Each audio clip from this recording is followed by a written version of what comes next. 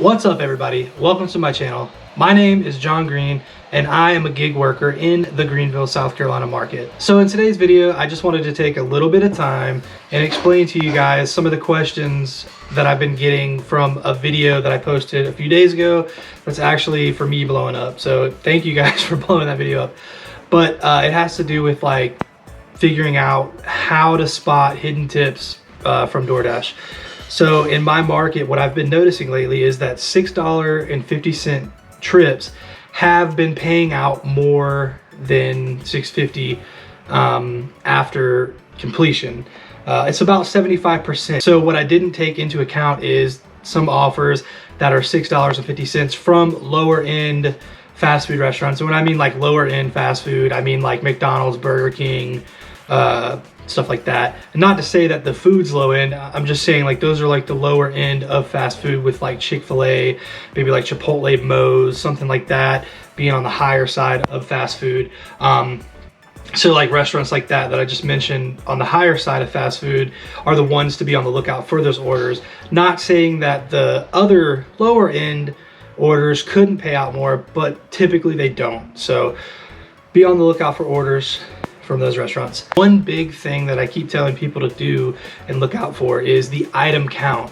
So if I get an order from Chick-fil-A that is $6.50 and there's 2 items or 3 items, usually I would think that, okay, this is only going to be $6.50, and then depending on mileage, that's how I would figure out if I would take it or not.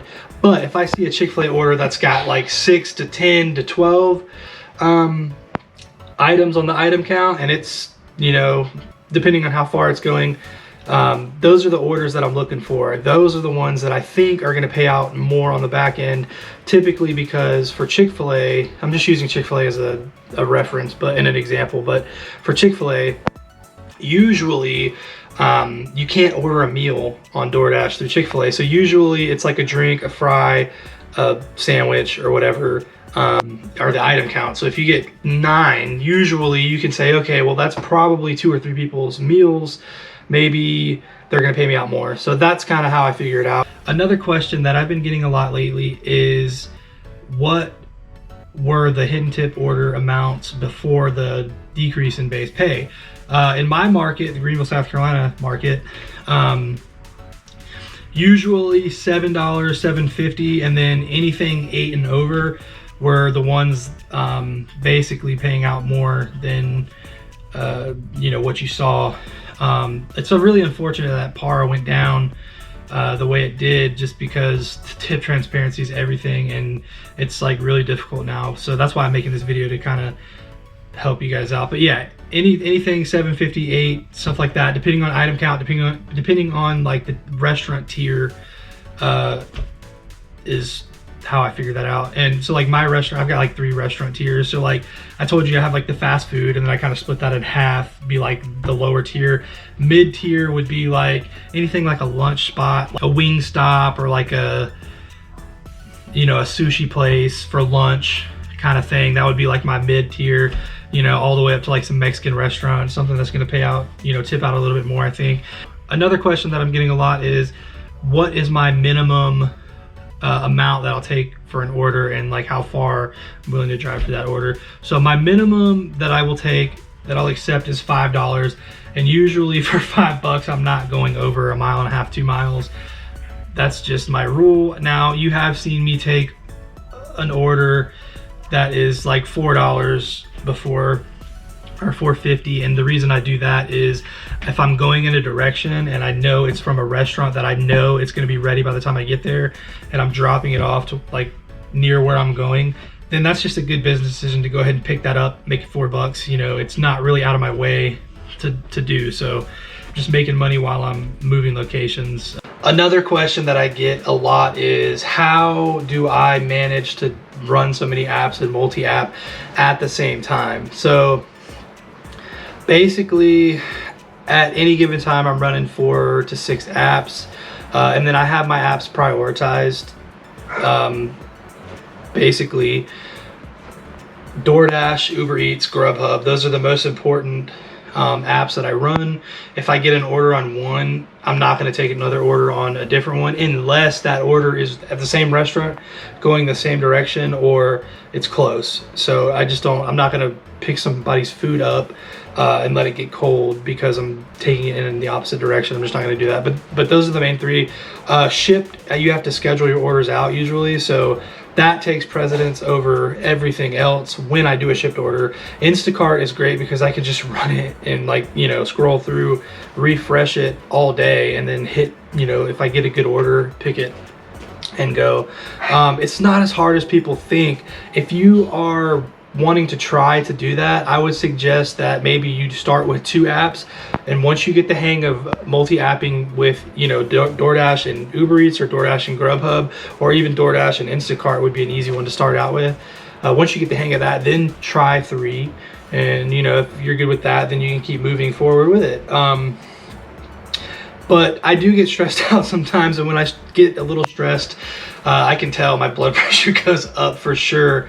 I'll just have to, like, scale it back for a little while. Like during the lunch rush or dinner rush, it's hard to run that many apps at the same time. So I'll scale it back to like 3, and then, like I said, I'll just basically prioritize whichever one I've got an order from at that point. I pause DoorDash a lot throughout the day to do other orders, but it helps a lot. I feel like you definitely maximize your earning potential when you do that, just because I'm not gonna sit there all day and only run DoorDash, because I'm only gonna make 50 to 100 bucks maybe if I run it for 9 hours, and I'm gonna have, you know, at least 30 orders that I've declined because they're crap. So I'm pretty sure everyone who's subscribed to my channel or watched one of my videos knows that I'm addicted to making money and being financially independent from having to go to a 9 to 5. I hate that. I've done that for a long time. Well, not really 9 to 5, but I was a firefighter for a long time. And I want financial independence from everything. I want to make my own money. I want to make my own way, and I want to earn a lot doing it. So one thing that you guys probably don't know is that I do buy and sell a lot of, like, video games and electronics, and flip them. Retail arbitrage, stuff like that. And I do pretty well with it on, like, my eBay store, Amazon store, a little bit of Macari, but I haven't really talked about that. I'm not the type of person that's going to go to Walmart and buy every single clearance item they have in stock. You know, that's not what I do. I just try to make money where I can.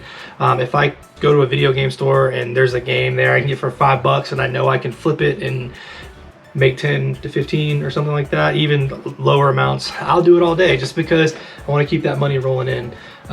So if that's something that you guys are interested in seeing me do, let me know in the comments down below, because I have been thinking about making a video, but I didn't want to drop that on y'all. I wanted to talk a little bit about it first to see if anybody's interested in that. I might do it regardless in the future, but just to show everybody, like, what you can earn and, you know, how I go about doing it. So something that I wanted to talk to you guys about today is Instacart. I really feel like Instacart is starting to take off a little bit better. It's always been decent, but I feel like here recently, like, the orders have been stronger, a lot more orders, less dead time during the week, because I think more people are finding it a little bit more convenient to order groceries while they're at work, or, you know, something, and have it scheduled to be dropped off. But it's a great thing. You guys should look into that if you haven't already. Especially if you live in a smaller market where you do have, like, in the southeast, we have Publix grocery stores, which are great, but I'm sure everybody has, like, Aldi. I mean, you can literally do, like, CVS, Walgreens, 7-Eleven. They're everywhere. Best Buy, Sam's Club, Costco. You can do it everywhere. So if you haven't already, I would highly suggest downloading that app and trying to get on the wait list. Sometimes the wait list can be backed up. I waited about, I think it was about 3 months on Instacart before I got like, actually put on. I was waitlisted for 3 months. But it's just a really great way to, like, make income. And also, if you start to get burnt out on, you know, just the regular food delivery orders, then that's like a nice change of pace for everybody. I appreciate every single one of you who clicked on this video to watch it. All my subscribers out there, thank you so much. Your support means everything to me as I grow this channel. I will never forget about anybody. I will try to, if somebody comments on my channel, I am going to absolutely try my hardest to comment back. Sometimes it might take me a little while, but I really want to be the creator that engages more with his subscribers. It means the world to me that you guys would take time out of your day to ask questions and comment, and just have a lot of the nice comments that I've been getting has really been motivating for me. So again, thank you. And if you're new to my channel, what are you waiting for? Go ahead and smash that subscribe button. Please like this video and drop a comment, let me know what's up. So anyway guys, always wear your seatbelt, stay safe on the road, and I will see y'all in the next video.